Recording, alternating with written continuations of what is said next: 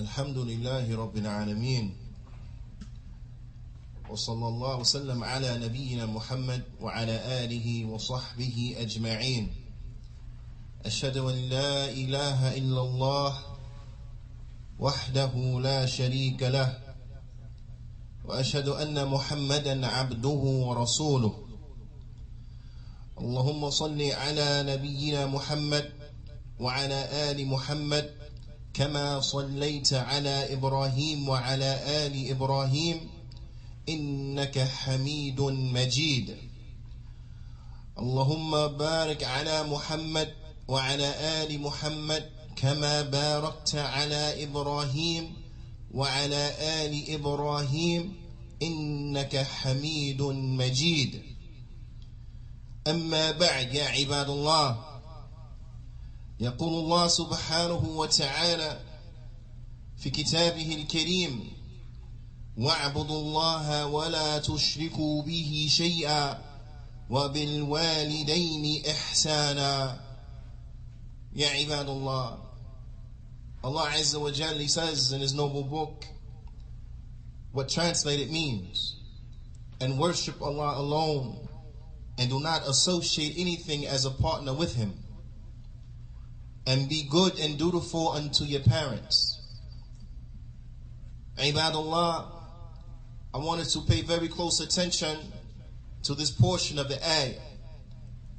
I wanted to deeply look at it, because you see that in this section right here, it will comprise, if implemented correctly, the success in the akhirah and success inside of this dunya.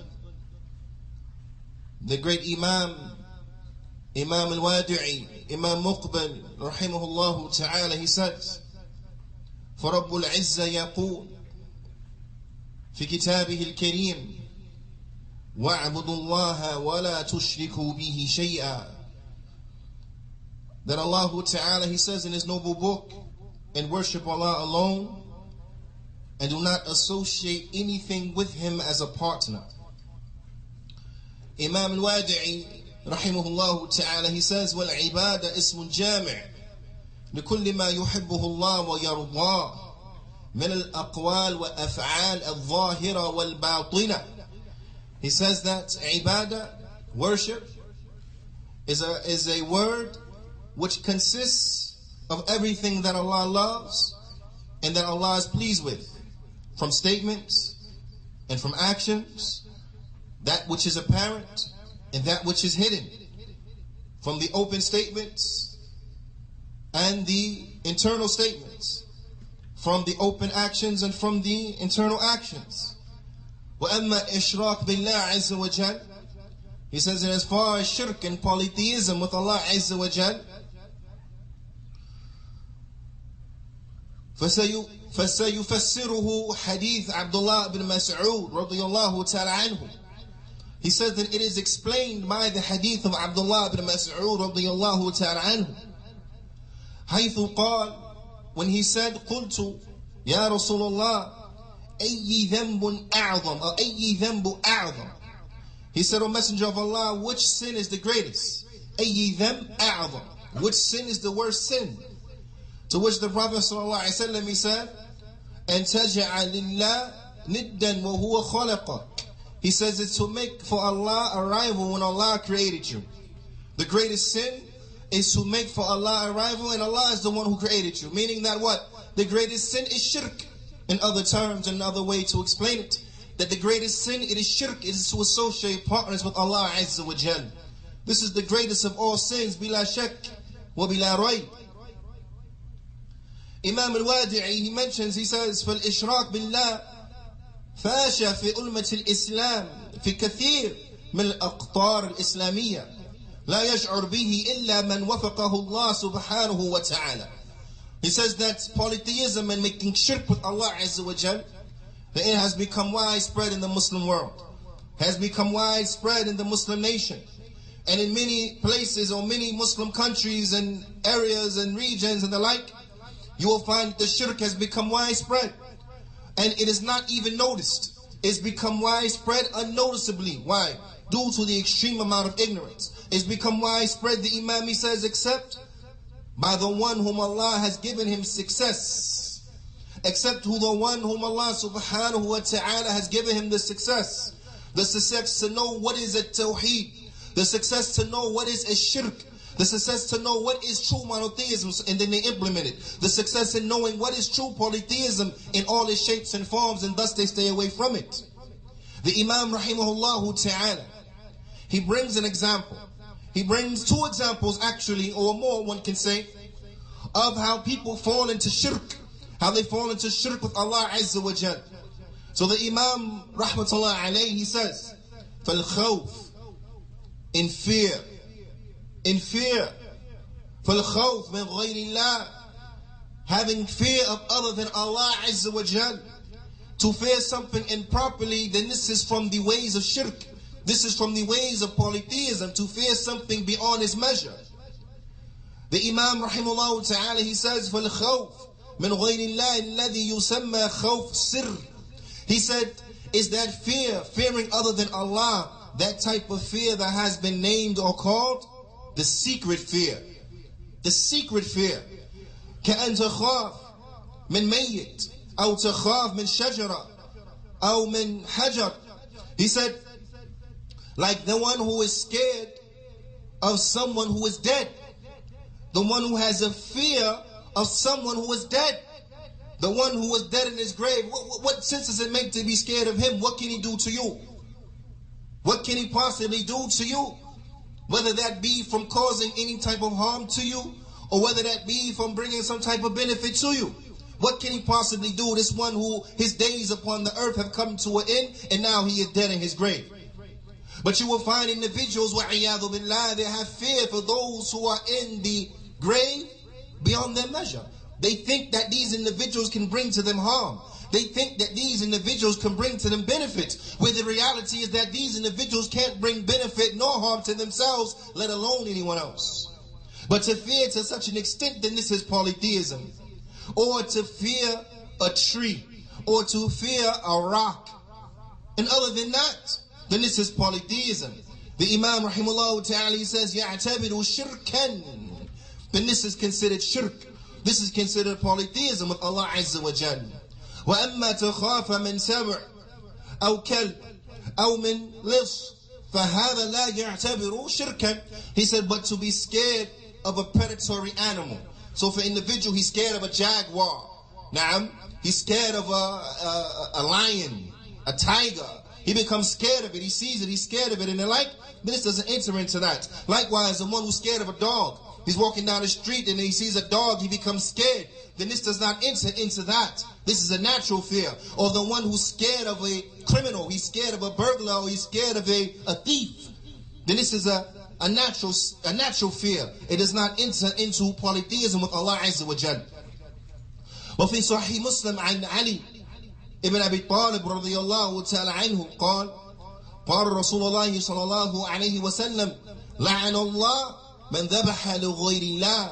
And it comes inside of Sahih Muslim from the hadith of Ali ibn Abi Talib radiyallahu ta'ala anhu, where he said that the Messenger of Allah sallallahu alayhi wa sallam, he said that the curse of Allah is upon the one who slaughters in the name of other than Allah. That the curse of Allah is upon the one who slaughters in other than Allah's name. He slaughters in the name of, say, Badawi, or he slaughters in the name of this one or that one from this quote-unquote awliya. The curse of Allah is upon such an individual, one who slaughters in other than the name of Allah Azza wa Jal. This is shirk, and the Imam, he brings another example of how people, they fall into shirk, and you will find that this shirk has become widespread, wa'iyadu billah.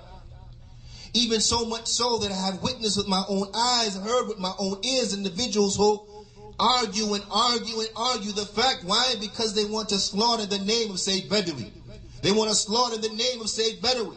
To which they try to come with a compromise. And they said, what can we say in the name of Allah and Sayyid Badawi? Wa'iyadu billah. This was to the extent that they wanted to slaughter the name of Sayyid Badawi. That they wanted to sacrifice their animals in the name of Sayyid Badawi. That they wanted to combine it. Wa'iyadu billah. And this is shirk with Allah Azza wa Jal. The Prophet ﷺ, he said, the curse of Allah is upon the one who slaughters in other than Allah's name. وَهَكَذَا أَيْضًا khawf min sahib al-qabr. The Imam, he says, and likewise you will find those who are scared of one who's dead in his grave, with du'a, sahib al-qabr. And likewise you will find the one who he makes du'a, he makes supplication to one who was dead inside of his grave. Aw istighatha bi sahib al-qabr. Or he seeks help in times of peril from one who was dead in his grave. These are just examples that the Imam he's mentioning. These are just examples of how individuals, they commit shirk. They take these anwa', they take these categories of worship, that which belongs unto Allah Azza wa Jal, because all of the worship belongs unto Allah Azza wa Jal. We worship Allah and only Allah Azza wa Jal. We don't worship anything except Allah Azza wa Jal. This is the meaning of La ilaha illallah, La ma'buda bihaqqin illallah, that nothing has the right to be worshipped in truth except Allah. But these individuals, they have taken something from the anwa', something from the categories of worship, and they give it to those who are dead in their graves, or they give it to a tree, or they give it to a stone, or they give it to anything besides Allah Azza wa Jal. Then this is shirk with Allah Azza wa Jal. That type of polytheism in which Allah Azza wa Jal says, وَمَنْ يَدْعُ مَعَ اللَّهِ إِلَهًا آخَرَ لَا بُرْهَانَ لَهُ بِهِ فَإِنَّمَا حِسَابُهُ عِنْدَ رَبِّهِ إِنَّهُ لَا يُفْلِحُ الْكَافِرُونَ.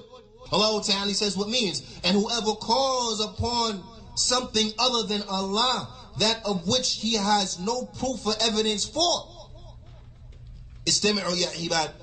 There's a lot of benefit we learn from this ayah. From that benefit is that Allah Subhanahu wa Ta'ala is saying that the one who supplicates, he makes dua to other than Allah, that of which he has no proof or evidence for. This here does not mean that if there's a proof and if there's an evidence, then in that case it's okay. It does not mean that. But rather this is an emphasis that Allah Subhanahu wa Ta'ala is telling them that they don't have any proof for it, because there is no proof for it. There is no dalil for it. This is in contradiction to every book in which Allah Ta'ala has sit down. What they are doing by calling upon other than Allah, this is a contradiction to what every prophet and messenger came to his people, calling his people to. So there is no way possible that there ever can be a proof or evidence for it, because Allah Subhanahu wa Ta'ala, he never revealed any ayah in any of the divine revealed books. He never revealed any verse in any of the divine revealed books that allow such. Allah Subhanahu wa Ta'ala never sent a messenger to his respective people calling them to such. So there is no proof and no evidence for them. No proof and no evidence for them whatsoever, period, in totality. This is what we understand from this portion of the ayah. La burhana lahu bihi. He has no proof or evidence as relates to that. Allah Subhanahu wa Ta'ala, he says, his reckoning will be with Allah Azza wa Jal. His reckoning will be upon his Lord Azza wa Jal. And verily Allah does not give success to the disbelievers. Allah does not give success to the kuffar. وقال Imam Muhammad bin Abdul Wahhab rahimahullah ta'ala, Imam Muhammad Abdul Wahhab rahimahullah ta'ala, he says in the Usul, فَمَنْ صَرَفَ مِنْهَا شَيْئًا لِغَيْرِ اللَّهِ فَهُوَ مُشْرِكٌ كَافِرٌ. And whoever gives anything from it, the Imam, he mentions this after he mentioned some categories of worship. He says, and whoever gives any one of them, any one of those categories of worship to other than Allah, then verily this one, he is a polytheist and he is a disbeliever. This one, he is a mushrik, he is a kafir. And then he says what dalil, and the proof of this is, and then he brought this ayah. He brought this ayah. This is another benefit that we learn and we understand from this ayah, because in this ayah Allah Subhanahu wa Ta'ala, he says, من يدعو مع الله من يدعو مع الله إلها آخر. Whoever calls upon another God along with Allah, whoever calls upon another God, whoever makes dua to something other than Allah Azza wa Jal, وَمَنْ يَدْعُ مَعَ اللَّهِ إِلَهًا آخَرَ لَا بُرْهَانَ لَهُ بِهِ فَإِنَّمَا حِسَابُهُ عِنْدَ رَبِّهِ إِنَّهُ لَا يُفْلِحُ الْكَافِرُونَ. Allah Subhanahu wa Ta'ala in this ayah, he only mentioned dua. He only mentioned one category from the categories of worship. He didn't mention all of them or a number of them. He mentioned one of them. And that the infringement upon one of them, Allah Ta'ala, he tells us what is the ruling on that person. As Allah Ta'ala in the end of the ayah, he says, إِنَّهُ لَا يُفْلِحُ الْكَافِرُونَ. And that verily Allah does not give success to the disbelievers. So the infringement upon one of the categories of worship is enough to make a Muslim a kafir. Naam. But this is bila shak wa bila rayb, if all of the conditions have been met and all of the preventative factors have been done away with. So this is not just for any and everyone who falls into it, because if they fall into it out of ignorance, then there's no takfir upon them. If they fall into it because they were forced into it, then there's no takfir upon them. If they fall into it out of mistake, they didn't know, then there's no takfir upon them. If they fall into it because they've been given a false interpretation, then there's no takfir upon them.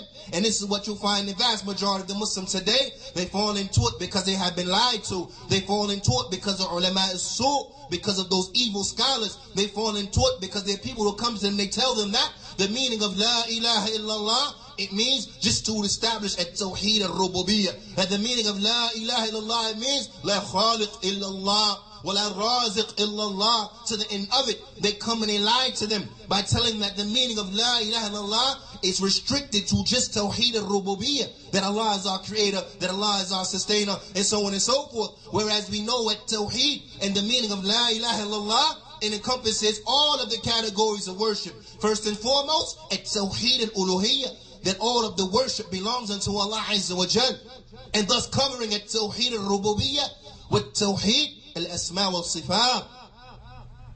It is incumbent, ya ibad, that we combat this level of gross ignorance, and that we spread to the people those lectures and those classes of the ulama, where they explain the likes of these affairs, where they explain the likes of Latatul Usul, the likes of Kitab al-Tawheed. It is a must that we make a point to read these books and make them a part of our daily regimen, so that we understand correctly. We understand correctly what is it Tawheed, so that we may implement it, and that we understand correctly what is shirk, so that we may stay away from it. We ask Allah subhanahu wa ta'ala to make us of the people of Tawheed, and to keep us far removed from ever being from the people of shirk. هذا أقول قولي هذا وأستغفر الله لي ولكم ولجميع المسلمين فاستغفروه فإنه هو الغفور الرحيم.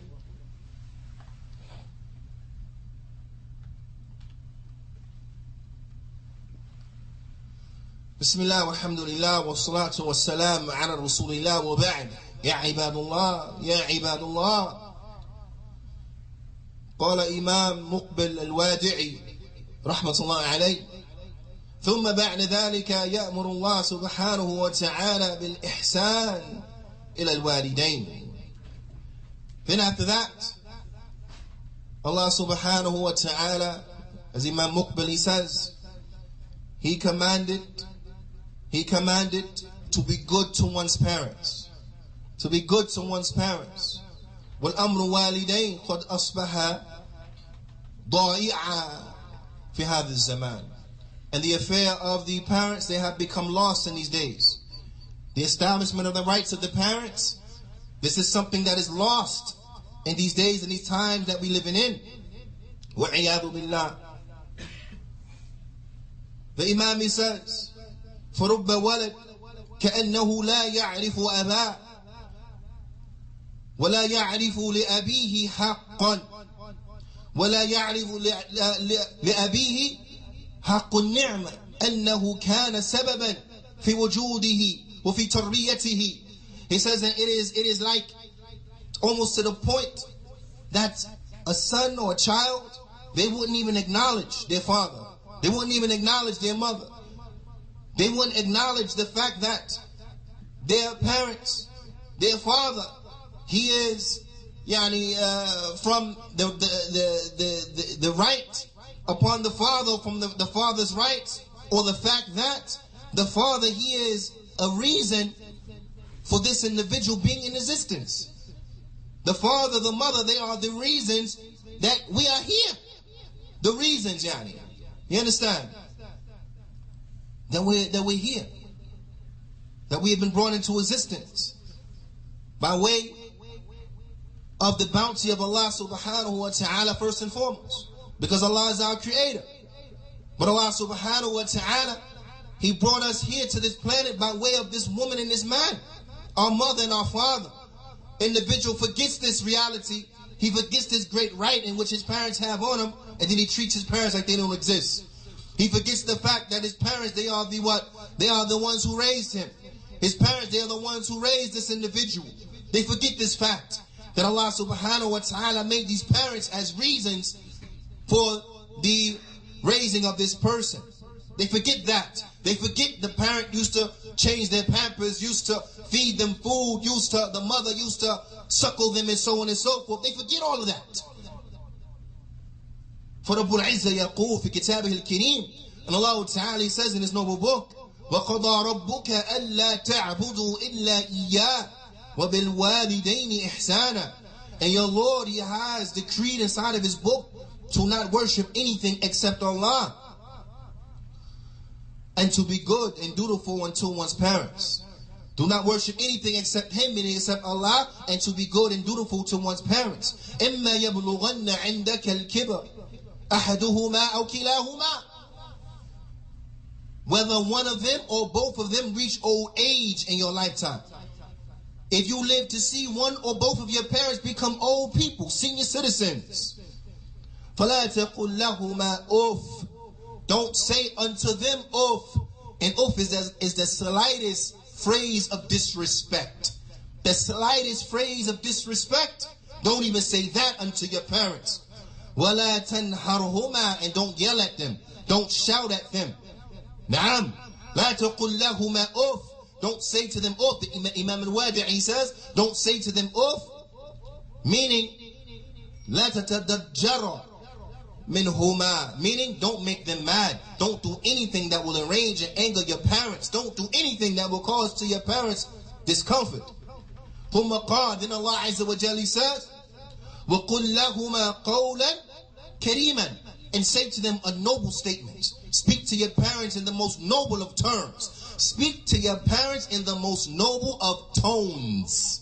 Terms and tone.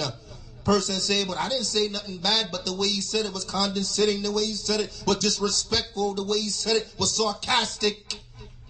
Let your tone be a good tone with your parents. Allah Ta'ala says, وَخْفِضْ لَهُمَا جَنَاحَ الذُّلْ مِنْ رَحْمَةٍ. And lower to them a wing from submission through mercy. Be easy with your parents in every which way, shape, and form. Every which way, shape, and form. Be good and dutiful and easy and merciful to your parents. وَقُرَبِّ ارْحَمُهُمَا كَمَا رَبَّانِي صَغِيرًا. And make dua for them. Say, oh Allah, have mercy upon them just as they raised me when I was little. Just as they brought me up when I was little. نعم يا عباد الله. قال النبي صلى الله عليه وسلم أو النبي صلى الله عليه وسلم سئل أي الأعمال أفضل. The Prophet ﷺ, he was asked, in which deed is best? To which the Prophet ﷺ, he said, Iman billah, thumma dhakara minhu aydan birru walidain. The Prophet ﷺ, he was asked, in which deeds are the best? To which the Prophet ﷺ, he said, Iman billah, faith in Allah. This is a dalil right here that actions are from Iman. Because the Prophet ﷺ was asked, Ayyi a'mal, which actions are the best? And the Prophet ﷺ, he responded by saying, Iman billah, faith in Allah. So this is a proof that what? The actions are from Iman. And then the Prophet ﷺ, he mentioned, and to be good and dutiful to one's parents. Birru walidain, ya'tabiru maslaha laka diniya wa dunawiyya. Being good and righteous to one's parents, then this is for you rectification and good for you inside of your deen and inside of your dunya, inside of your religious affair, your religious life, and inside of your worldly life and your worldly affair. When Nabi sallallahu alayhi wa sallam yaqul, and the Prophet sallallahu alayhi wa sallam, he said, كما في الصحيحين من حديث أبي بكر, like it comes in Bukhaari and Muslim from the hadith of Abi Bakr, ألا أنبئكم بأكبر الكبائر. The Prophet sallallahu alayhi wa sallam, he said, should I not inform you of the greatest of sins? Should I not inform you about the major sins? قالوا بلى. We said, of course. Bala ya Rasulullah. We said, of course, O Messenger of Allah. So which the Prophet ﷺ, he said, قال الإشراك بالله والعقوق الوالدين والشهادة الزور وقول الزور. The Prophet ﷺ, he said, to make shirk with Allah, to make polytheism with Allah, to worship other than Allah, and to be undutiful to one's parents, to be disrespectful and bad and treacherous to one's parents, from the major sins, from the worst of the sins a person could do. And then the Prophet ﷺ, he said, and to give false testimony, to give false witness, to say you seen something you know you ain't see, to say you heard something you know you ain't hear, to say you was witness to something you know you wasn't witness to. So how much more so to say you heard something that didn't even happen aslan, somebody invented it, it's a lie. Or to say you saw something didn't even happen aslan, didn't even happen to begin with, it's a lie, and the like. And to speak with nasty and despicable speech. The Sahaba, they said, فَمَا زَالَ يُكَرِّرُهَا حَتَّى قُلْنَا لَيْتَهُ سَكَتْ. The narrator, Abu Bakr, radiallahu ta'ala anhu, he said that the Prophet ﷺ, he kept repeating it and kept repeating it, kept repeating it, kept repeating it, until they wished that he would cease from speaking. Because they got the message, they knew it was in them. They said until we wished he would cease from speaking about this matter. When Nabi sallallahu alayhi wa sallam and the Prophet sallallahu alayhi wa sallam, he said, so as to show us the reality of how we can't repay our parents in truth, the Prophet sallallahu alayhi wa sallam, he said, لا يجزي الولد والده إلا أن يجده مملوكا فيشتريه فيعتقه. He said that the son can never repay the father. And the only thing close to that is that what? Is that unless he finds that his father is a slave, he has been forced into slavery and the like. He said, and then he buys his father and he sets him free. And that's the only we can come close to paying back our parents. And we all know, for us, that's not even an option, is it? It's not even an option, and that's just coming close. But we never be able to pay them back in reality. Never be able to pay them back in reality. As the Salafy, they should say, we can't pay our mother back even for one labor pain. We can't pay her back even for one labor pain. How much more so those mothers of ours who were in labor for hours. Those mothers of ours who were in labor for almost a day, some over a day. We can never pay them back even one labor pain. Pay attention, ya ibad. Imam al-Wadi'i says, Na'am ikhwanina.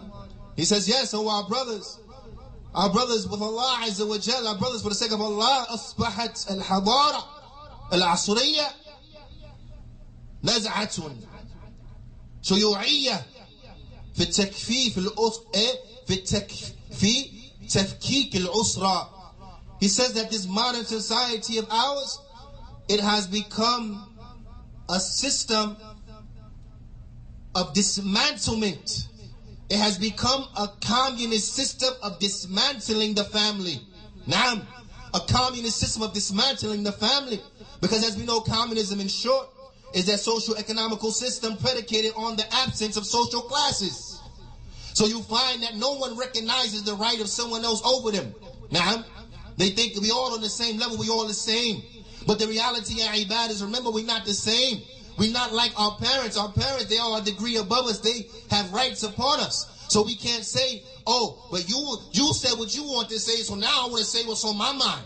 I got the right to, that's fair, right? No, that's not fair. Why? That's your parent. You ain't like your parent. You're not on the same level as your parent. I don't care how old you are. I don't care how many grades you got in your hair. If your parents speak to you in such a manner, don't even give you the right to respond to them in that manner.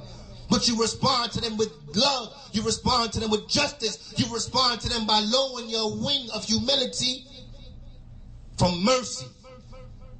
You don't say, but you said it so I can say, no, it's the parent. You're not on the same level as the parent. You're not like the parent. You can't say, but you did, so I do. No. They have a right over you. So you have to respect them. You have to treat them good. Even if that's not what you found from them, they will be held accountable for that, and you will be held accountable for the way in which you react, the way in which you respond.